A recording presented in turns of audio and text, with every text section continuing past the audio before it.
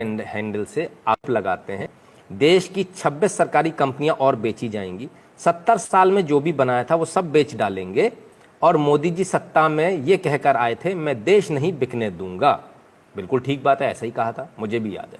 मतलब देश में कुछ भी बिकने से नहीं बचने दूंगा, मोदी है तो यही मुमकिन है, स्टॉप सेलिंग इंडिया।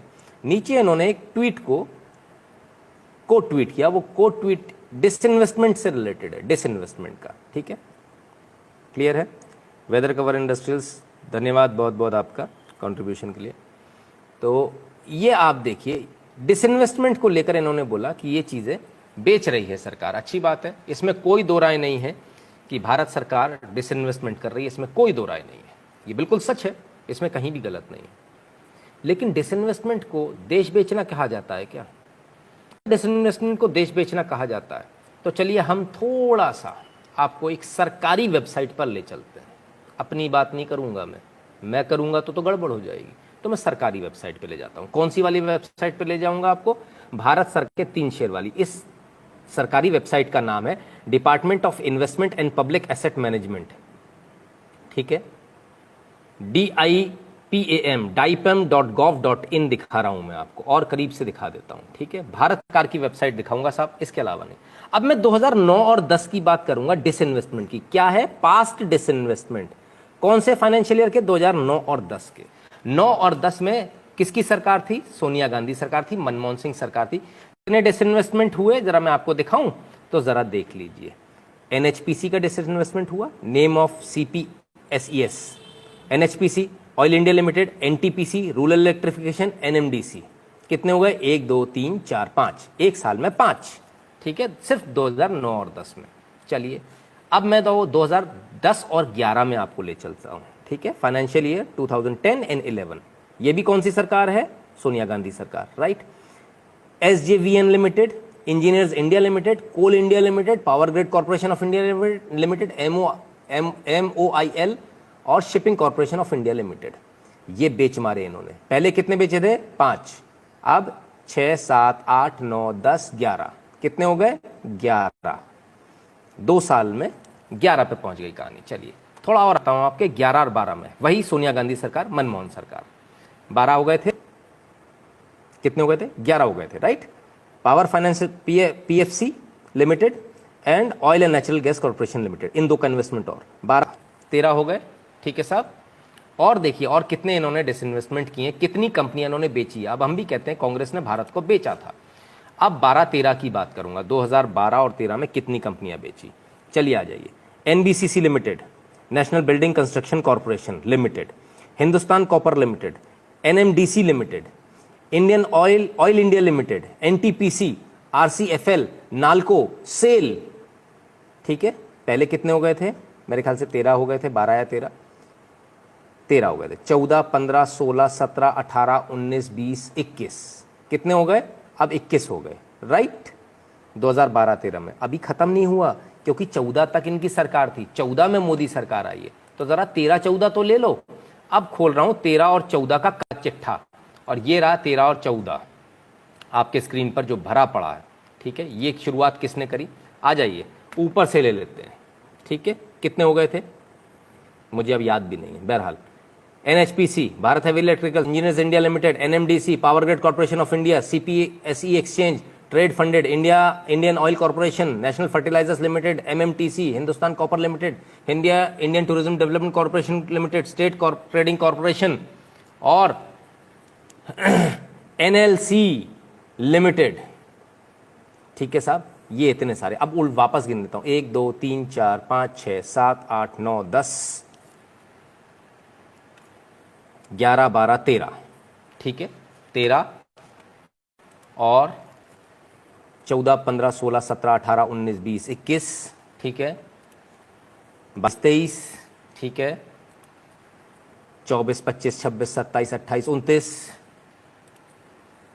30 31 32 33 34 34 बार 2000। ये आंकड़े 2009 से अवेलेबल है हमारे पास में इस वेबसाइट के ऊपर। 2009 से पीछे के आंकड़े नहीं है, ये तो सिर्फ 2009 से बता रहा हूं, सिर्फ 2009 से 2013-14 तक।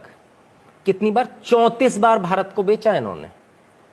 अगर डिसइन्वेस्टमेंट को बेचना कहते हैं, कितनी हद हो गई, हद है बेईमानी की।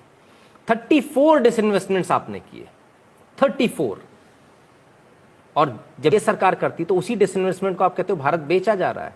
तब आपने तो 34 बार बेचा, सोनिया गांधी सरकार ने तो 34 बार बेचा देश को। तो देश को जवाब देंगे कि 34 बार क्यों बेचा। ये झूठ कब तक चलेगा। एक तरफ आप क्या शिकायत करते हो, रेल में जाते हैं तो सुविधाएं नहीं मिल रही। जब तेजस जैसी ट्रेन चलती है तो क्या बोलते हैं, रेलवे का प्राइवेटाइजेशन हो रहा है। बीएसएनएल की सिम नहीं खरीदेंगे, खरीदेंगे जियो की सिम, लेकिन जिंदा बीएसएनएल चाहिए। कैसे हो जाएगा भाई। मेरे पैसे के टैक्स के पैसे पर मैं तो तैयार नहीं हूं। या तो आप बीएसएनएल की सिम खरीदो, या बीएसएनएल वाले अपनी क्वालिटी में इतना सुधार लाएं कि लोग उनकी सिम खरीदें। उन्होंने खरीदनी नहीं है, उनका रवैया बदलता नहीं है। आप सरकारी हॉस्पिटल में चले जाइए, वहां भी यही हाल है।